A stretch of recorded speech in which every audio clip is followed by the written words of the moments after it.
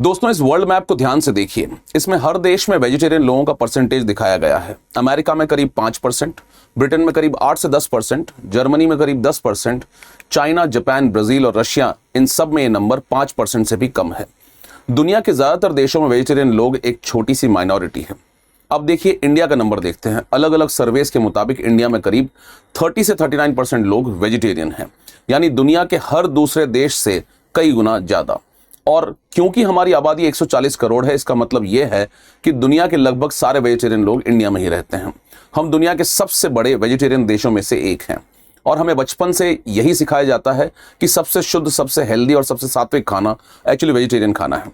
अब 3 और नंबर सुनिए इसके साथ में कि 2025 में 20 स्टडीज हुई और 18,750 लोगों का डेटा इकट्ठा किया गया और उसके ऊपर मेटा एनालिसिस हुआ। उसका नतीजा ये था कि इंडिया में करीब 51% लोगों में विटामिन B12 की कमी है और वेजिटेरियन लोगों में ये करीब 65% तक होती है।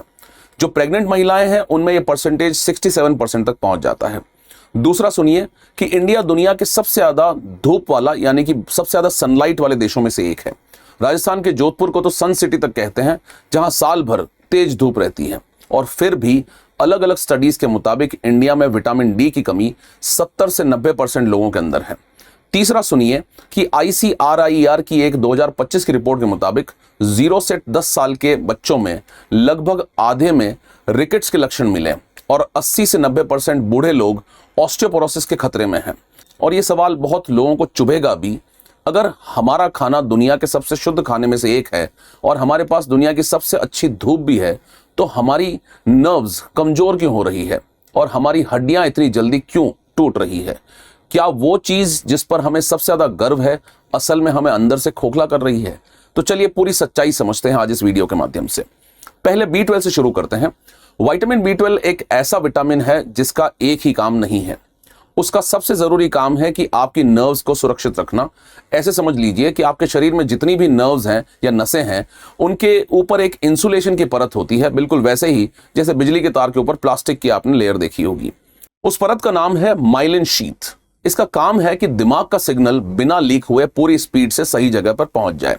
और इस माइलिन शीथ के बनाने और ठीक रखने के लिए शरीर को B12 की बहुत ज्यादा जरूरत होती है। अब जब B12 कम हो जाता है तो ये इंसुलेशन धीरे धीरे घिसने लगती है और जब तार का कवर घिस जाए तो सिग्नल गड़बड़ होने लगता है। और इसका नतीजा क्या दिखता है? वो सब जो आज लाखों इंडियंस को हो रहा है, और वो इसे हम थकान समझकर छोड़ देते हैं।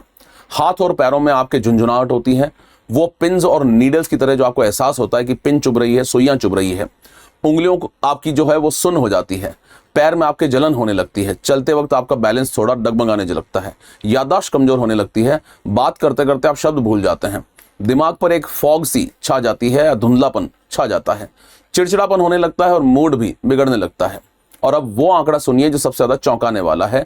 नॉर्थ इंडिया की एक टर्शरी केयर हॉस्पिटल की स्टडी में B12 की कमी के 220 मरीज देखे गए। उनमें से 86% से ज्यादा लोग प्योर वेजिटेरियन थे और उनमें सबसे आम लक्षण क्या था कि 98% से ज्यादा लोगों को झुंझुनापन या फिर उनकी जो है कंपकपापन या फिर सूनापन उनके हाथ पैरों में होता था। करीब 95% को सर में भारीपन या दर्द होता था और उनमें से आधे से ज्यादा में नर्व की जांच में पक्का नुकसान मिल चुका था।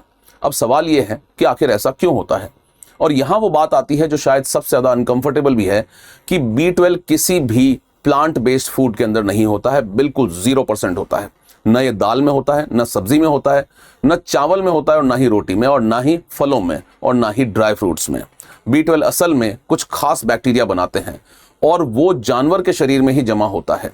इसलिए ये सिर्फ मांस, मछली, अंडा, दूध और दूध से बनी चीजों में आपको थोड़ा बहुत मिल सकता है। यानी कि एक प्योर वेजिटेरियन इंडियन के पास में B12 का सिर्फ एक ही जरिया बचता है, मिल्क और मिल्क प्रोडक्ट्स। और यहीं एक्चुअली गड़बड़ शुरू हो जाती है, क्योंकि B12 की जरूरत पूरी करने के लिए रोज अच्छी मात्रा में दूध, दही या पनीर चाहिए और बहुत से घरों में वो मात्रा पूरी नहीं हो पाती है।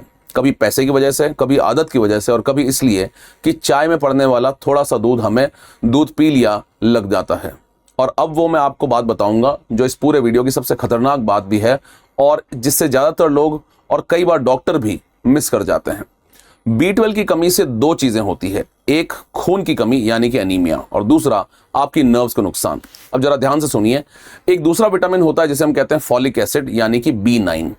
ये दाल, हरी सब्जी और अनाज में खूब मिलता है और इंडिया में आटा जो है और नमक जैसी चीज़ों में भी फोर्टिफाई किया जाता है ताकि गर्भवती महिलाओं के बच्चों को जन्म दोष ना हो या वो बच्चे जो हैं वो प्रॉब्लमेटिक तरीके से पैदा ना हो। ये अपने आप में एक अच्छी पॉलिसी है गवर्नमेंट की, लेकिन इसका एक छुपा हुआ साइड इफेक्ट भी है। जब शरीर में फॉलिक एसिड काफी बढ़ जाता है तो B12 की कमी से होने वाले खून के लक्षण को वो ढक देता है, यानी आपकी ब्लड रिपोर्ट बिल्कुल नॉर्मल आ जाती है। आपको लगता है कि सब कुछ ठीक चल रहा है, डॉक्टर को भी लगता है कि सब ठीक है, लेकिन फॉलिक एसिड आपकी नर्व्स को बचा नहीं सकता है। यानी ऊपर से सब कुछ नॉर्मल दिखता रहता है और अंदर ही अंदर आपकी नर्व्स की इंसुलेशन घिस रही है। चेतावनी या इमरजेंसी का अलार्म बजना चाहिए था, लेकिन वो बज नहीं पाता है क्योंकि फॉलिक एसिड फोर्टिफिकेशन से आपको वो छुप जा रही है कहानी। और जब तक आपको सिम्टम्स इतने बढ़ जाते हैं कि आदमी डॉक्टर के पास जाता है तो उसके हाथ पैरों में झुंझुनाहट, सूनापन, चलने में दिक्कत, तब तक बहुत नुकसान और परमानेंट नुकसान हो चुका होता है, क्योंकि नर्व्स को नुकसान एक लिमिट के बाद में वापस रिवर्स नहीं किया जा सकता है। यही वजह है कि इसे साइलेंट डेफिशिएंसी कहते भी हैं। ये चुपचाप काम करती है, धीरे धीरे आपके शरीर को अंदर से वो खाने लगती है। अब यहाँ एक ईमानदारी से बात करना जरूरी है, वरना ये वीडियो सिर्फ एक तरफ की एक डायरेक्शन में चला जाएगा। मैं ये नहीं कह रहा हूँ कि वेजिटेरियन होना गलत है, ये बिल्कुल गलत बात होगी। दुनिया भर की रिसर्च कहती है कि वेजिटेरियन डाइट के बड़े फायदे भी हैं। दिल की बीमारी उससे कम होती है, ब्लड प्रेशर उससे बेहतर रहता है और कुछ कैंसर्स का खतरा भी कम हो जाता है वेजिटेरियन डाइट से। और एक ठीक से प्लान्ड वेजिटेरियन डाइट पूरी तरह से हेल्दी भी हो सकती है और इसका सबूत खुद इंडिया से आता है। एक इंडियन स्टडी ने दिखाया कि जिन यंग वेजिटेरियंस ने रोज ठीक मात्रा में दूध पिया, उनका B12 लेवल साफ तरीके से इंप्रूव होता नजर आया। तो असली विलन वेजिटेरियनिज्म नहीं है, असली विलन है बिना जानकारी वाला वेजिटेरियनिज्म। वो सोच कि मैं वेजिटेरियन हूं मतलब मैं ऑटोमेटिकली हेल्दी हूं और इसलिए मुझे कुछ और सोचने की जरूरत नहीं है, ये सोच एक्चुअली गलत है। और यही सोच आज कई करोड़ लोगों की नर्व्स को धीरे धीरे खा रही है। अब इस कहानी का दूसरा हिस्सा देखिए, जो सनलाइट वाला पैराडॉक्स है, क्योंकि B12 सिर्फ आधी कहानी है। दूसरा आधी हमारी हड्डियों से जुड़ा कहानी है, वो है विटामिन डी। विटामिन डी के बिना हमारा शरीर कैल्शियम को एब्जॉर्ब नहीं कर सकता है। आप कितना भी दूध पी लीजिए, अगर विटामिन डी नहीं है तो वो कैल्शियम हड्डियों तक पहुंचेगा ही नहीं और नतीजा बच्चों में रिकेट्स, बड़ों में कमजोरी और जल्दी टूटने वाली हड्डियां और ऑस्टियोपोरोसिस है। और विटामिन डी हमें सबसे ज्यादा मिलता है एक्चुअली धूप से। तो सवाल यह है कि इंडिया में तो साल भर धूप रहती है, फिर भी 70 से 90% लोगों में इसकी कमी कैसे आ जाती है? इसके 4 जवाब हैं और चारों एक्चुअली काफी दिलचस्प भी हैं। पहला, हम धूप से एक्चुअली दूर भागते हैं। इंडिया की धूप इतनी तेज और गर्म है कि हम उसे एंजॉय नहीं करते हैं, एक्चुअली हम उससे बचकर भागते हैं। हम छाया ढूंढते हैं, एसी में बैठे रहते हैं, दोपहर में बाहर निकलना अवॉइड करते हैं, जबकि यूरोप के लोग धूप निकलते ही पार्क में लेट जाते हैं जाकर। वहां धूप एक लग्जरी है, हमारे यहाँ पर एक प्रॉब्लम है। दूसरा, हमारे कपड़े। हमारे यहाँ कल्चरल और धार्मिक कारणों से शरीर का बड़ा हिस्सा ढका रहता है और विटामिन डी बनने के लिए स्किन पर धूप सीधी पड़ना बहुत जरूरी है, इसलिए ये कमी मर्दों से भी ज्यादा औरतों के अंदर मिलती है। तीसरा, हमारी स्किन। हमारी स्किन के अंदर मेलानिन होता है जो एक नेचुरल सनस्क्रीन होता है।